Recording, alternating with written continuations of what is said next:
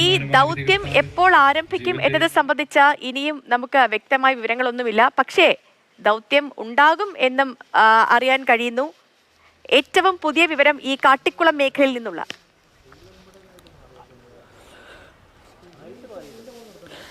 സേതു, നമ്മൾ ഈ ദൗത്യം എന്ന് പറയുമ്പോൾ അത് ദൗത്യം തുടങ്ങിക്കഴിഞ്ഞു എന്ന് തന്നെ നമുക്ക് വേണമെങ്കിൽ പറയാം. കാരണം ഈ ആനയെ ട്രാക്ക് ചെയ്യുന്നതും അതിൻ്റെ പ്രാരംഭ നടപടികളും ഒക്കെ ഈ ദൗത്യത്തിൻ്റെ ഭാഗം തന്നെയാണ്.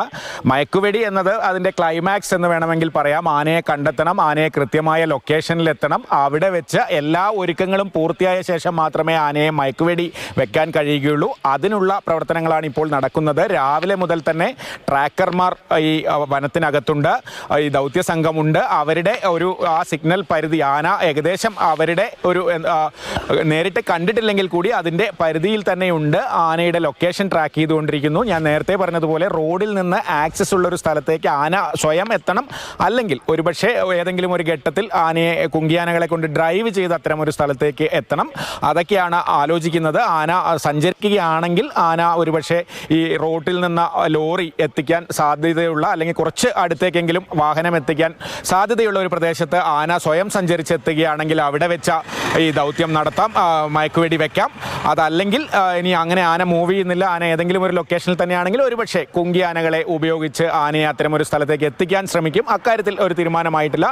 എന്തായാലും ഈ ദൗത്യത്തിനുള്ള എല്ലാ സജ്ജീകരണങ്ങളും ഒരുങ്ങിയിട്ടുണ്ട്. കഴിഞ്ഞ ദൗത്യത്തിനൊക്കെ നേതൃത്വം നൽകിയ ഡോക്ടർ അജേഷ് മോഹൻദാസ് വനം വകുപ്പിലെ വെറ്ററിനറി ഓഫീസറാണ്, വെറ്ററിനറി ഡോക്ടറാണ്. കഴിഞ്ഞ തണ്ണീർക്കൊമ്പൻ ദൗത്യത്തിൻ്റെയും ഇൻസിഡന്റ് ക്യാപ്റ്റൻ ഡോക്ടർ അജേഷ് ആയിരുന്നു. അദ്ദേഹം തന്നെയാണ് ഈ ദൗത്യത്തിനും നേതൃത്വം നൽകുന്നത്. പക്ഷേ കഴിഞ്ഞ തവണയിൽ നിന്ന് വ്യത്യസ്തമായി വനം വകുപ്പിലെ മറ്റ് വെറ്ററിനറി ഓഫീസർമാർ കൂടി എത്തിയിട്ടുണ്ട്.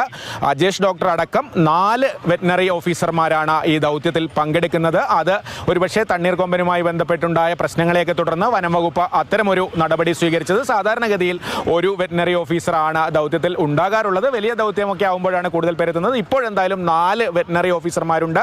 ദൗത്യത്തിന് മേൽനോട്ടം വഹിക്കുന്നത് ഉത്തരമേഖല CCF KS ദീപയാണ്. അവർ ഈ സമീപത്ത് തന്നെ ക്യാമ്പ് ചെയ്യുന്നുണ്ട്. അതോടൊപ്പം വന്യജീവി വിഭാഗത്തിന് മാത്രമായി ഒരു CCF ഉണ്ട് പാലക്കാട് കേന്ദ്രീകരിച്ച്, അദ്ദേഹം സ്ഥലത്തുണ്ട്. DFOമാർ ഈ സ്ഥലത്തിൻ്റെ ചുമതലയുള്ള നോർത്ത് വയനാട് DFO ഉണ്ട്, സമീപത്ത് തന്നെയുള്ള സൗത്ത് വയനാട് DFO ഉണ്ട്, വയനാട് വന്യജീവി സങ്കേതത്തിൻ്റെ വൈൽഡ് ലൈഫ് വാർഡനുണ്ട്, കോഴിക്കോട് ഫ്ലൈയിങ് സ്ക്വാഡ് DFO ഉണ്ട്. DFO റാങ്കിലുള്ള 4 ഉദ്യോഗസ്ഥന്മാരും 2 CCFമാരുമാണ് ഈ ദൗത്യത്തിൻ്റെ മേൽനോട്ടം ഒക്കെ വഹിക്കുന്നത്. അതുപോലെ 4 വെറ്ററിനറി ഓഫീസർമാരുമുണ്ട്. ഞാൻ പറഞ്ഞതുപോലെ ഈ ആനയുടെ ലൊക്കേഷൻ കൃത്യമായാൽ, ഇത് മയക്കുവെടി വെക്കാൻ പറ്റിയ ഒരു ലൊക്കേഷനിൽ ആന എത്തുകയോ അല്ലെങ്കിൽ ആനയെ ഡ്രൈവ് ചെയ്ത് എത്തിക്കുകയോ ചെയ്യുക എന്നതാണ് ഏറ്റവും പ്രധാനം. അതിനുശേഷമായിരിക്കും ഈ മയക്കുവെടിയിലേക്ക് കടക്കുക. ശരി കമൽ.